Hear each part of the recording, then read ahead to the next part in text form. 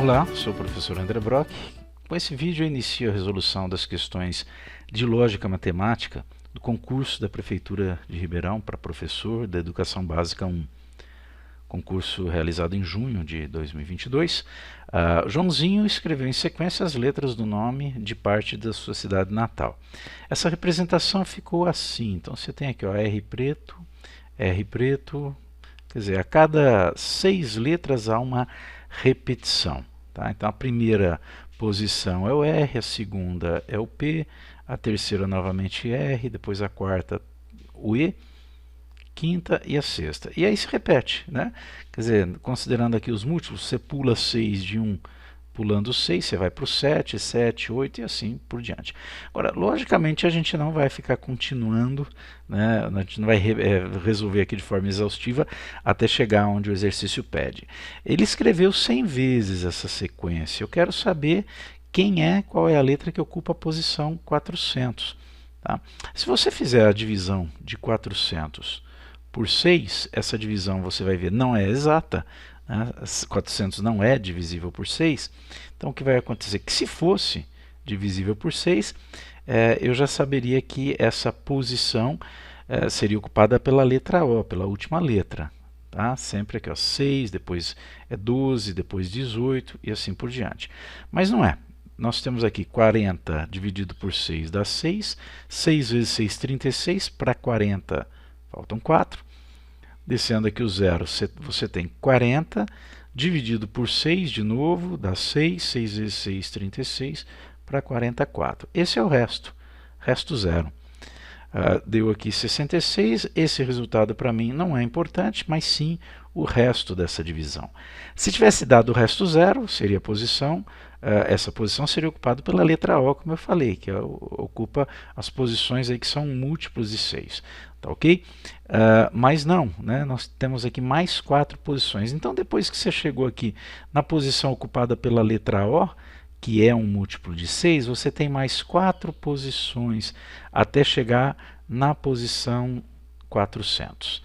E essa posição é ocupada por quem? É só você colocar aqui R, P, R e E. Tá? Portanto, a letra I, ou a letra E, é que ocupa a posição 400. Agora começa aqui uma sequência de questões envolvendo conectivos, né? Conjunção, disjunção, condicional. E essa é a primeira delas, a questão 12, que diz que se a proposição P e Q, a gente pode ler dessa forma, P, né, proposição P e Q, é falsa, então é correto afirmar que aí nós temos informações sobre as proposições, né, individuais aqui, e não essa conjunção. Esse símbolo significa E. O E que a gente usa no português para juntar duas frases aí, né? Então aqui é um conectivo. Agora, para essa sequência ser falsa, basta que um ou uma das proposições seja falsa. Porque para ela ser verdadeira, as duas têm que ser verdadeiras. Um exemplo aqui, só para ilustrar, que não é nem o que está aí na questão, é, por exemplo, você considerar, vamos considerar aqui as seguintes proposições. Tá aqui, ó, vamos considerar como proposição P, a proposição que diz que 8, né, é par, 8 é um número par, e Q diz que 5 é um número primo.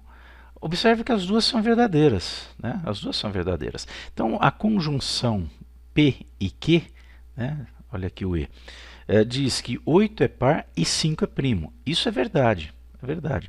Mas por que é verdade? Porque 8 realmente é par e 5 realmente é um número primo. Quer dizer que a proposição P e Q, ou melhor, a conjunção P e Q, só é verdadeira quando as duas proposições, ou mais se nós tivermos, são verdadeiras. Tá ok? A tabela verdade, quando se trata de conjunção, vamos lembrar aqui, o concurso vai falar em tabela verdade mais vezes aqui, né? Se eu atribuo o valor verdade para P ou falso, e para Q, aqui a gente tem todas as opções. Tá?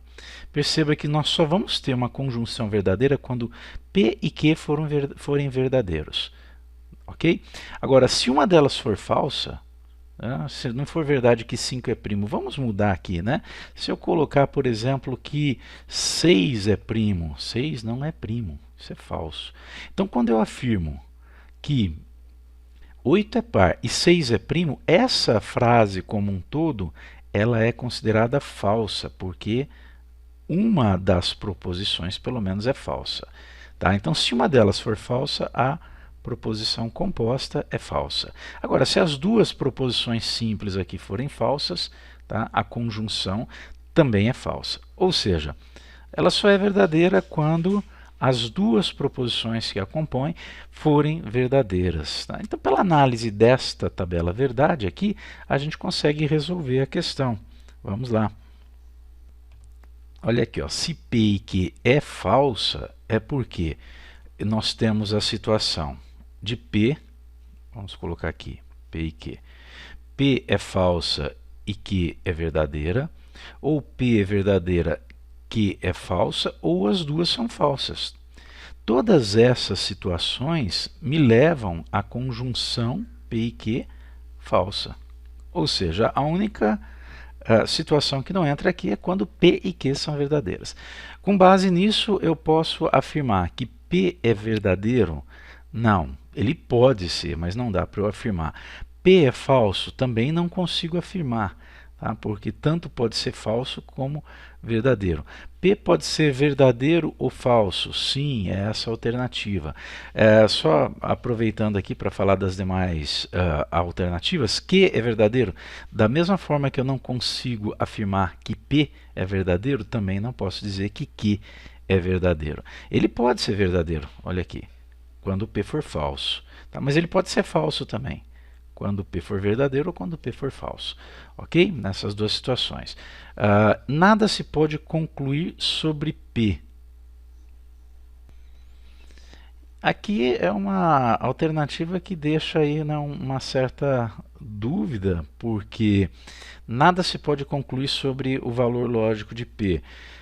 Se a gente entender que não dá para definir que ele é verdadeiro ou que ele é falso, tá? Essa também poderia ser uma alternativa correta. É uma prova aí que deixa uma certa dúvida de interpretação.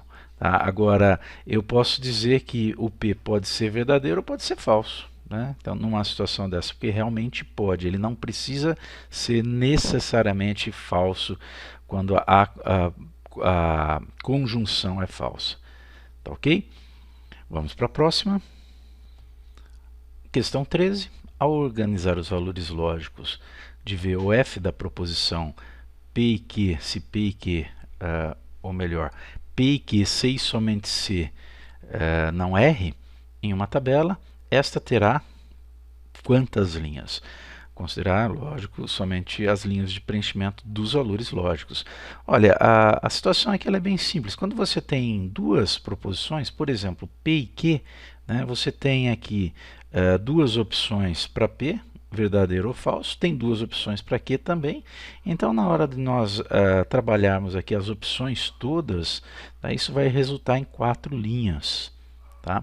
A inserção de uma outra proposição R aqui vai dobrar a quantidade. Por quê? Porque o R pode ser falso ou verdadeiro.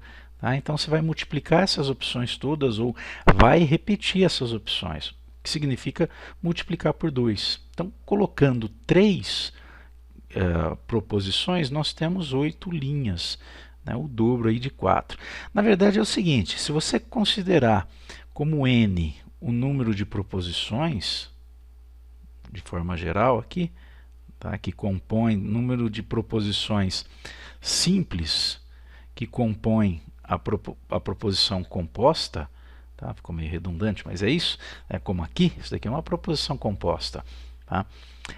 O número de linhas vai ser dado por 2 elevado a n. Tá certo? Então, por exemplo, se o n é igual a 3, como é o caso aqui, você vai ter o número de linhas dado por, só apagar aqui, dado por 2 elevado a 3, que é 2, que multiplica 2, que multiplica 2, que vai dar 8. Portanto, a alternativa correta aqui também é a C. Ok? Bom, tem mais questões, fica aí para a segunda parte do nosso vídeo. Até lá!